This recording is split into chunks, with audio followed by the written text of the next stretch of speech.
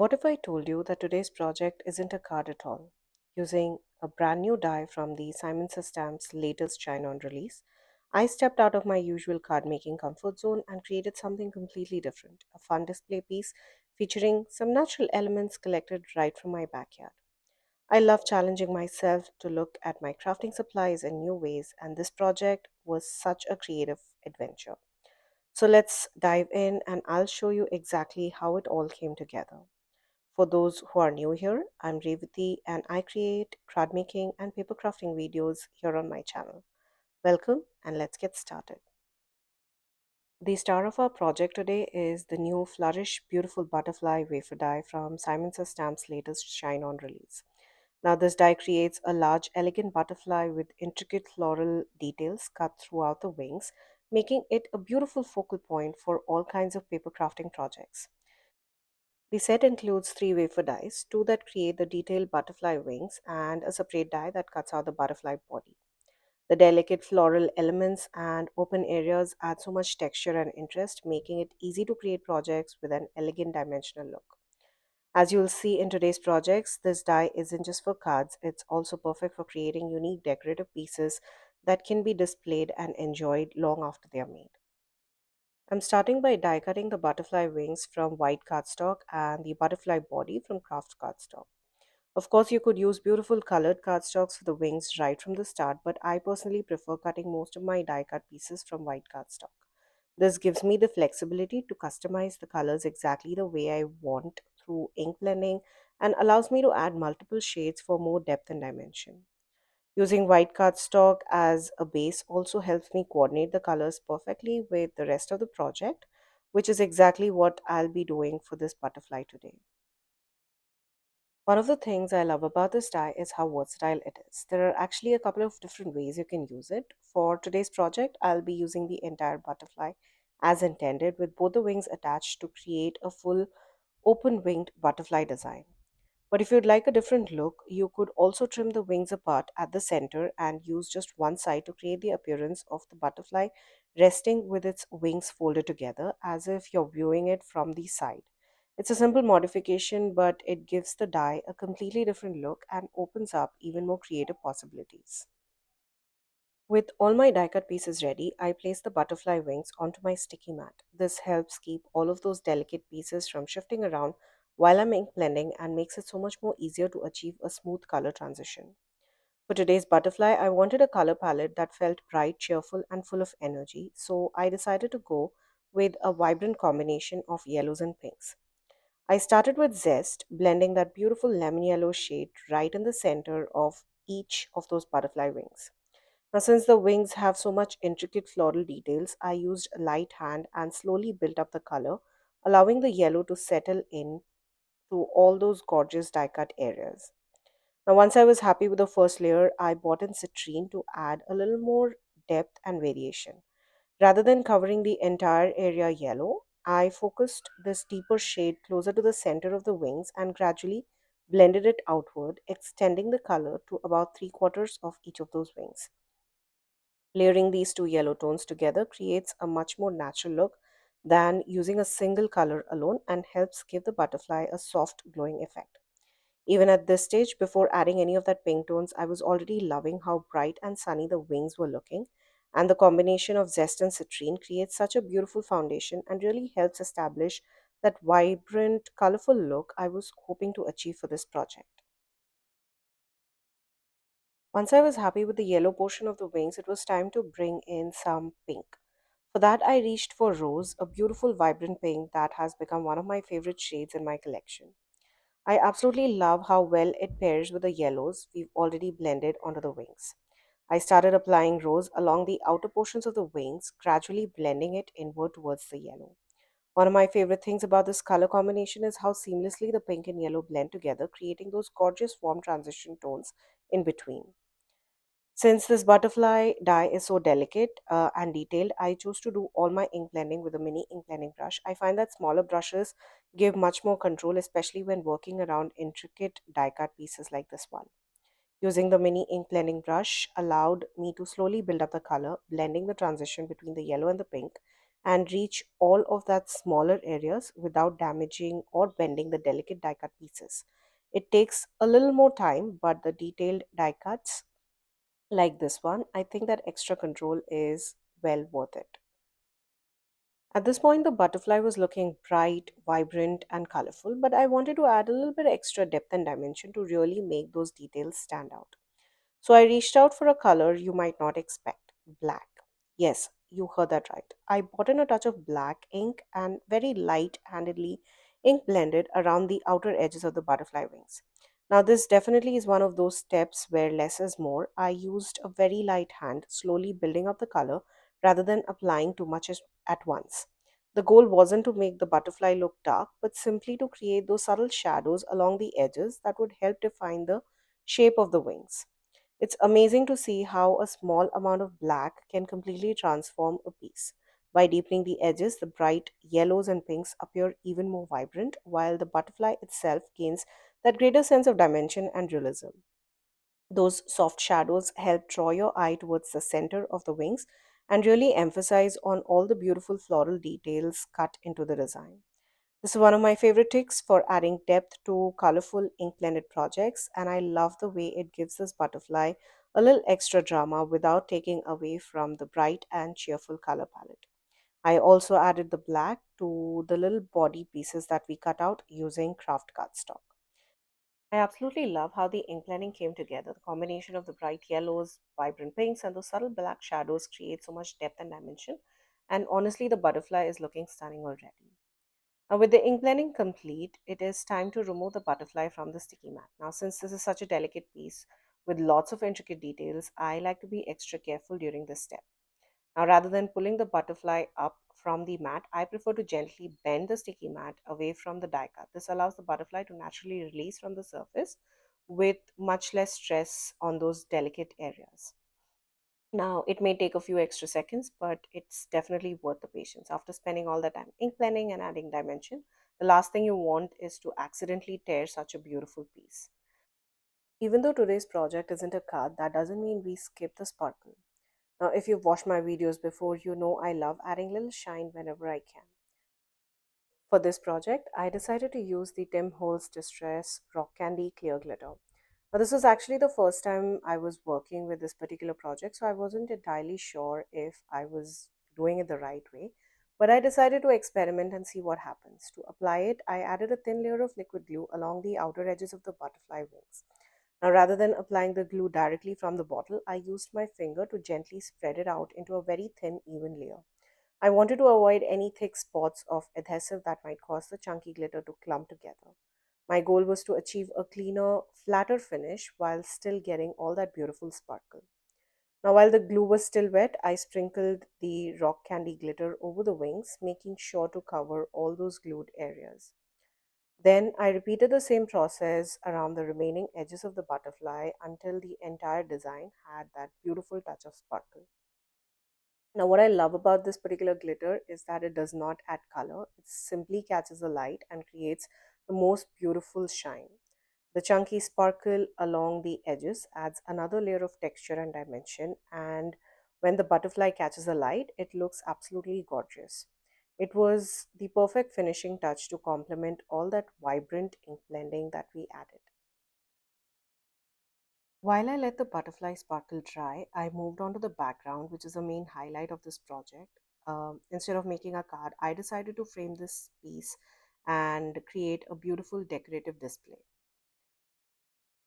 Well, this is definitely a little outside my comfort zone since I typically stick to clean and simple card making and don't often explore mixed media or dimensional projects like this. But I was really inspired by my dear crafty friend Says, also known as at the rate Mum Says on Instagram. She creates the most beautiful mixed media pieces filled with rich textures and vintage style details. Well, I'm so happy I could take even a small bit of inspiration from her work and bring it into this project.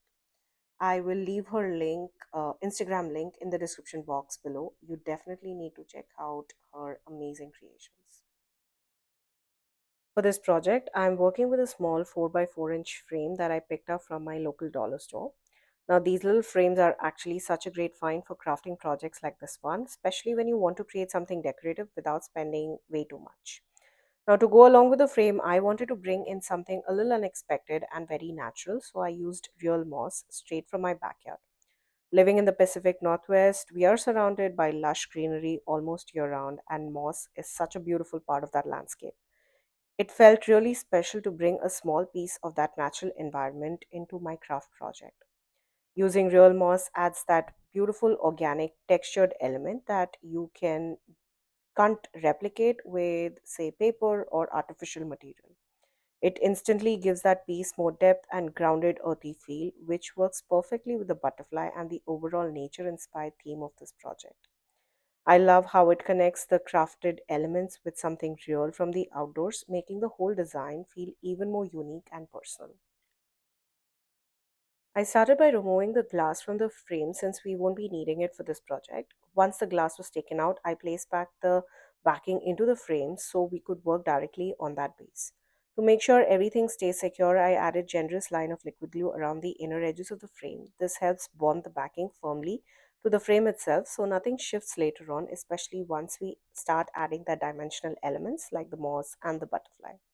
I made sure to press everything down well and let it sit so we can get a strong foundation before moving on to the next step. Next, I added foam tape to the base panel, covering the entire surface with it. This step not only adds a bit of dimension inside the frame, making everything feel a little more lifted and layered, but it also creates a strong adhesive surface for the moss to stick on. Once the foam was in place, I started arranging and pressing down the moss onto the surface. I worked section by section to make sure it was evenly distributed and securely adhered.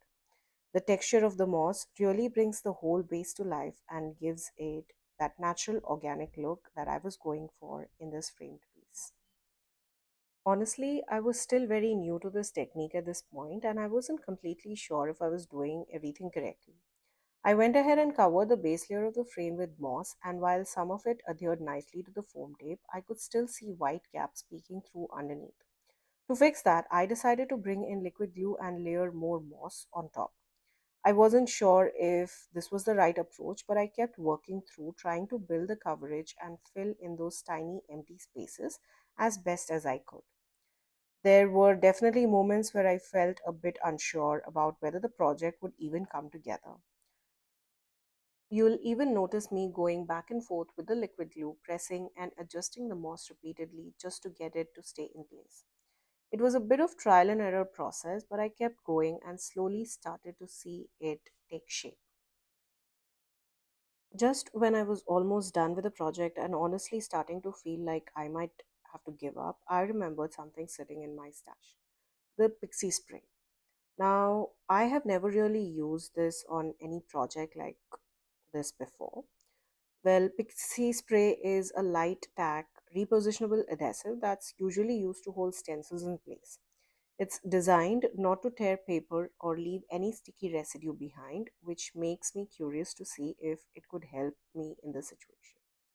At this point, I decided to take a chance. I buttoned the frame into my splatter box and lightly sprayed the entire surface with the Pixie Spray.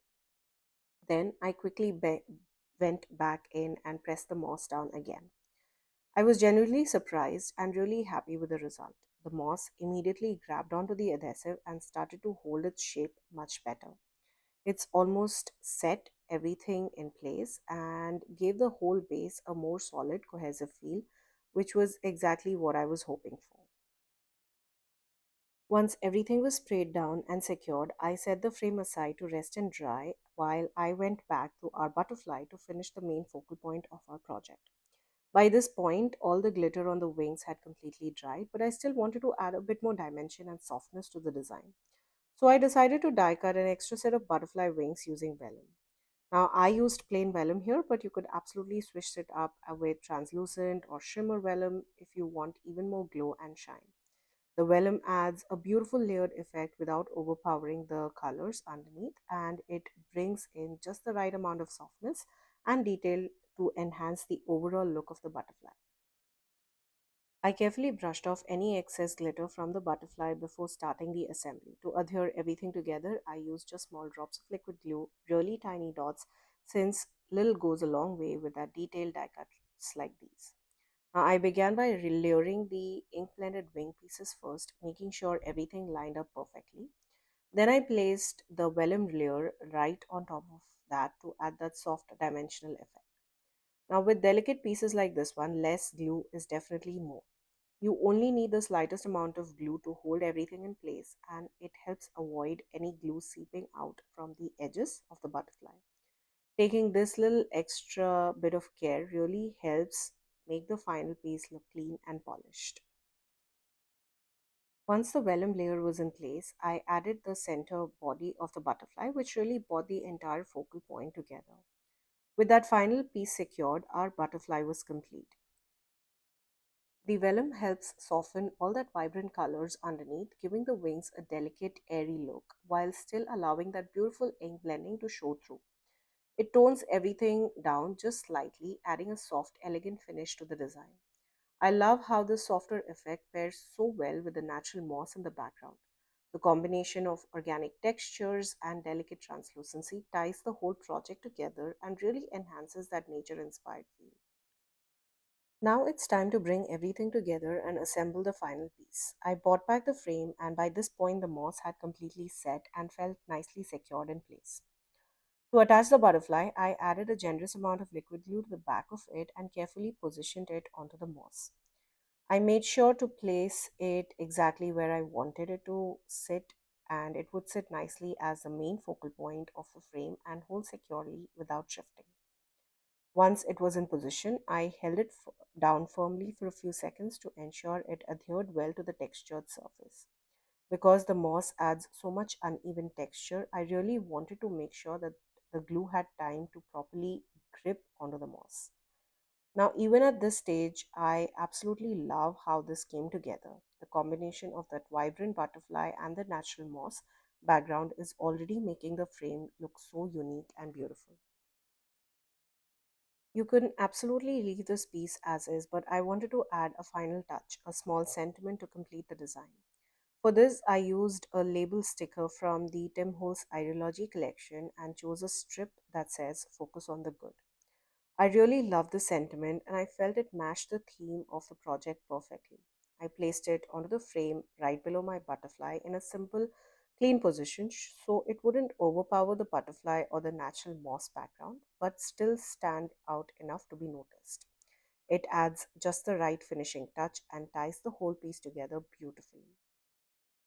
And with that, our framed butterfly display is complete. What started as an experiment with a new die and a simple idea turned into a full dimensional piece filled with color, texture, and a little bit of nature from my own backyard. From the vibrant ink blending to the vellum layering, glitter accents, and finally the moss background, every step added something special to this final design. This project definitely pushed me a little outside my comfort zone, but I really enjoy the process of trying something different and just seeing where it would lead.